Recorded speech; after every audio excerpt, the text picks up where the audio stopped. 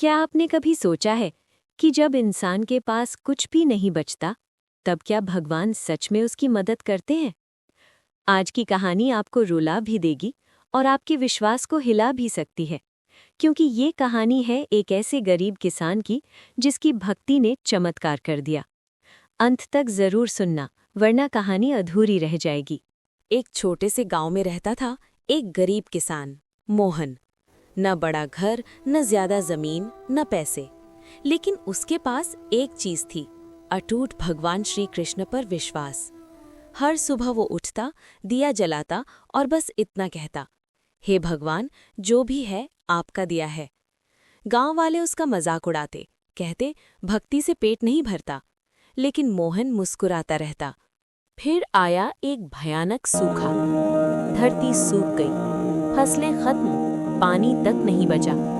लोग भूखे मरने लगे।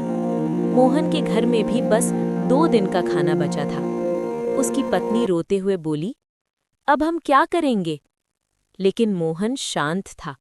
उसने कहा, जिसने दिया है वही संभालेगा। अगले दिन एक बूढ़ा साधु आया, थका हुआ, भूखा, कमजोर। उसने कहा, बेटा, बहुत दिनों से कुछ नहीं खाया। मोहन के दिल में लड़ाई शुरू हो गई। घर में सिर्फ बच्चों का खाना था। पत्नी ने कहा, मत दो, बच्चे भूखे रह जाएंगे। लेकिन मोहन ने आंखें बंद की और कहा, अगर भगवान खुद आए हैं तो मैं कैसे मना करूं?